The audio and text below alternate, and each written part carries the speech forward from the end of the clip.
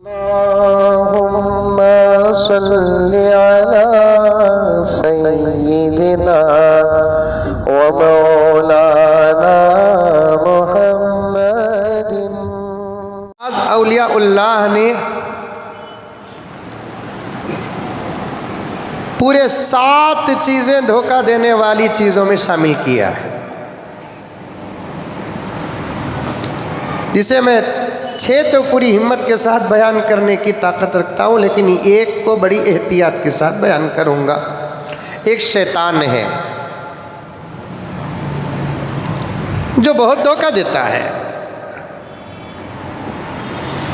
دوسرا نفس ہے، دھوکہ دیتا ہے، تیسرا دنیا ہے جو دھوکہ دیتی ہے، چوتھا تلوار ہے جو دھوکہ دیتی ہے، پانچواں گھوڑا ہے جو دھوکہ دیتی ہے۔ تلوار بھی دیکھیے، پوری زندگی آپ کے پاس رہے گی، آپ اسے روزانہ پوچھتے رہیں گے، تیل کی مالش کرتے رہیں گے،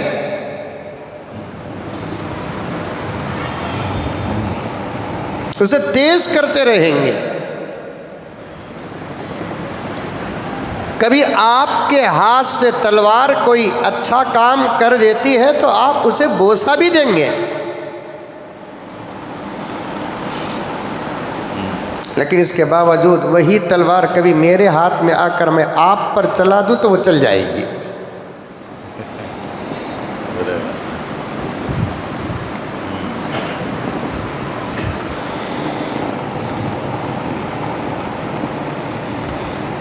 کتنی اچھی بات ہے۔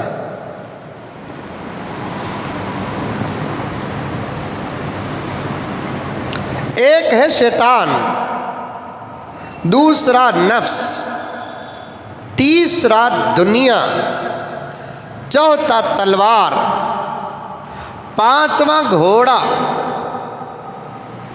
گھوڑا کہیے، آج کے زمانے میں سواری کہیے آپ،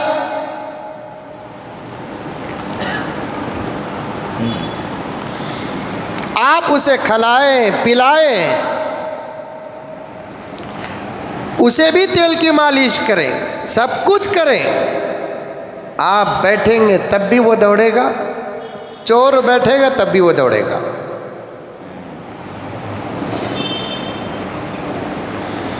مدارس عربیہ میں ابتدا میں ایک کتاب پڑھاتے ہیں، چہل سبق نام اس کتاب کا، فارسی کی کتاب ہے۔ اس میں ایک جملہ ہی الحمدللہ ہے، اس زن شمشیر بے وفان، گھوڑا اور تلوار بے وفا ہے، آج تک کسی کو ساتھ نہیں دیے، الا ایک لاکھوں گھوڑوں میں کوئی ایک گھوڑا با وفا نکلا ہوگا۔ حضور صلی اللہ علیہ وسلم کے زمانے میں صحابہ کے کچھ گھوڑوں کا تذکرہ ملتا ہے، بہت با وفا تھے وہ، خوف خدا تھا ان لوگوں کے پاس، جانور کے پاس۔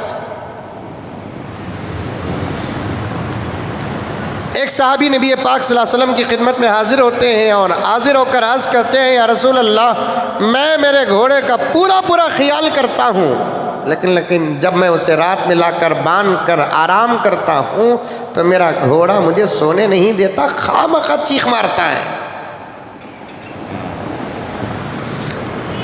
آپ صاحب المعجزات ہیں، آپ رحمت للعالمین ہیں، آپ صرف انسان اور جنات کے نبی نہیں، پورے کائنات کے آپ نبی ہیں۔ آپ کی بات کائنات کی ہر چیز سنتی ہے، آپ گفتگو کرتے ہیں، ذرا میرے گھوڑے کے حق میں دعا فرما دیں، میں اسے بیچنا نہیں چاہتا، اس لیے کہ جب میں اسے کام میں لگتا ہوں تو وہ بہت محنت کے ساتھ میرے ساتھ کام کرتا ہے، لیکن اس کی ایک ہی شکایت ہے میرے پاس کہ وہ رات کو جب میں اسے لاتا ہوں کام سے فارغ کرنے کے بعد اسے باندھتا ہوں تو وہ مجھے سونے نہیں دیتا، ہنہناتا ہے۔ یا تو آپ دعا کر دیجئے یا نہیں تو اسے بلا کر سمجھا دیجئے۔ سبحان اللہ۔ پیارے آقا صلی اللہ علیہ وسلم نے فرمایا جاؤ میاں جا کر وہ گھوڑا لے کر آؤ۔ اب وہ صحابی سیدھے لے کر گھوڑا لے کر آگے۔ اب اس نے اپنے انداز سے نبی کی خدمت میں سلام عرض کیا۔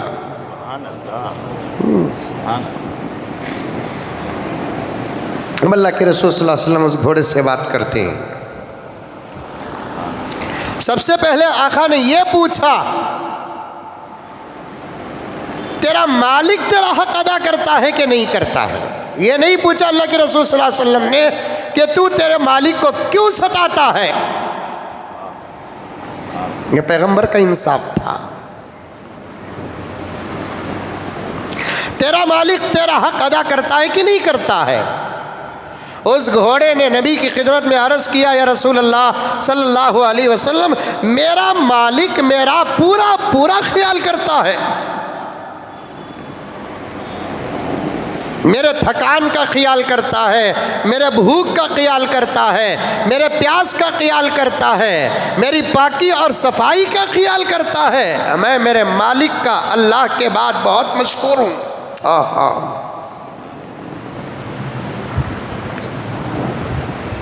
بڑے لوگوں کو چاہیے کہ اپنے ماتحت رہنے والے لوگوں کا پورا خیال کرے۔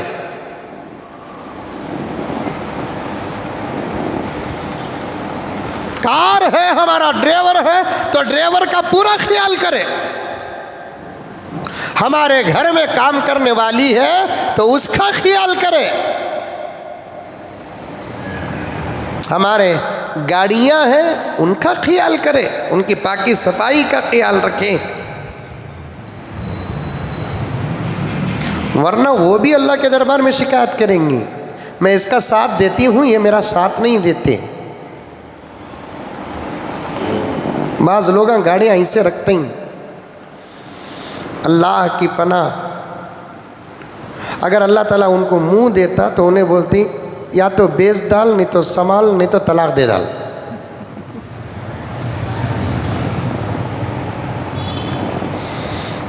اسلام ہے میرے بھائیوں، پورے شان کے ساتھ کہتے ہیں کہ اسلام میں ہر ایک کا حق ہے، ہر ایک کا حق۔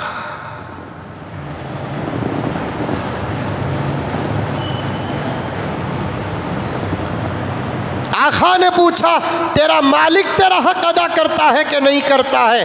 گھوڑے نے کہا کہ یا رسول اللہ صلی اللہ علیہ وسلم میرا مالک میرا پورا خیال کرتا ہے، میرے کھانے کا، میرے پینے کا، میرے تھکان کا۔ پھر تب جا کر آقا نے اس گھوڑے سے پوچھا تو تیرے مالک کا خیال کرتا ہے کہ نہیں کرتا ہے؟ تو پھر گھوڑے نے کہا یا رسول اللہ پوچھئے، ان کے آج تک میں نے خدمت میں کوئی کمی نہیں کی۔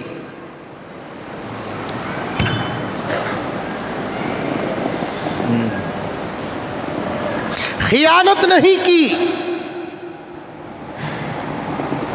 ان کو تکلیف نہیں پہنچایا۔ پھر تب جا کر آقا نے پوچھا کہ جب یہ بات ہے بھائی تو پھر جب تمہارا مالک رات کو تم کو باندھ کر وہ آرام کرنا چاہتا ہے تو آپ خامخواہ اس کے دروازے اور دریچے کے پاس چیخ کیوں مارتے ہو، ہنہناتے کیوں؟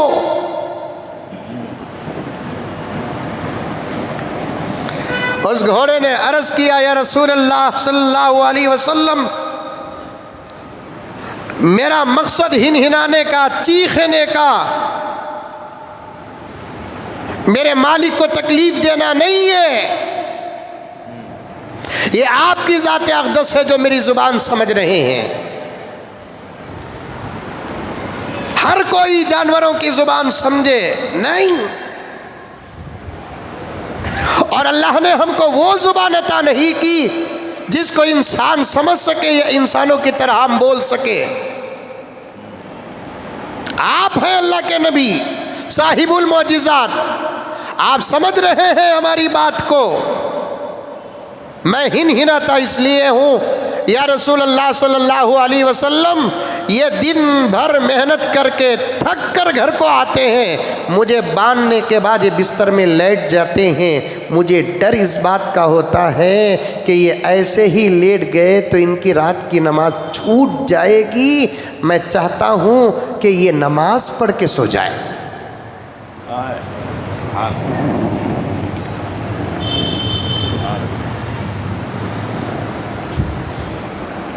اس سے ایک مطلب ہمارے شیخ نکالتے ہیں کہ جانوروں کو بھی ہماری عبادتوں کا خیال ہوتا ہے، لیکن افسوس کہ ہم کو ہماری عبادت کا خیال نہیں ہے۔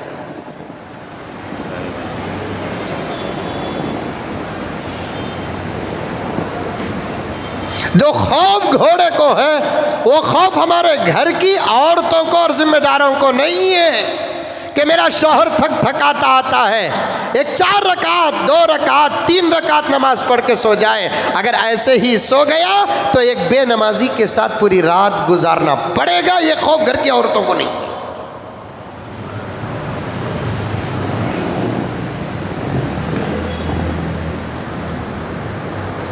دیکھیے اس کی وفا پر بات کر رہا ہوں۔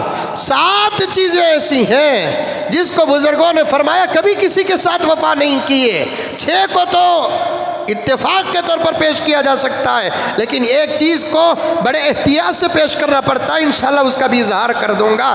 ایک ہے شیطان، کبھی کسی کے ساتھ وفا نہیں کرتا۔ دوسرا نفس، کبھی کسی کے ساتھ وفا نہیں کرتا۔ تیسرا دنیا، کبھی کسی کے ساتھ وفا نہیں کرتی۔ چوتھا تلوار، کبھی کسی کے ساتھ وفا نہیں کرتی۔ 5واں گھوڑا، کبھی کسی کے ساتھ وفا نہیں کرتی۔ 6واں مال پیسہ، کبھی کسی کے ساتھ وفا نہیں کرتا۔ آپ محنت کر کے پسینہ بہا کر انتہا درجے پر رات دن کو ایک کر کے آپ پیسہ کمائیں، جب چور اسے چراتا ہے تو وہ چیخ کر مالک کو نہیں کہتا مالک ہوشیار ہو جا، مجھے کوئی چور چرا رہا ہے، کبھی وفا نہیں کرتا۔ جس کے ہاتھ میں گیا یہ مال اس کا ہو گیا۔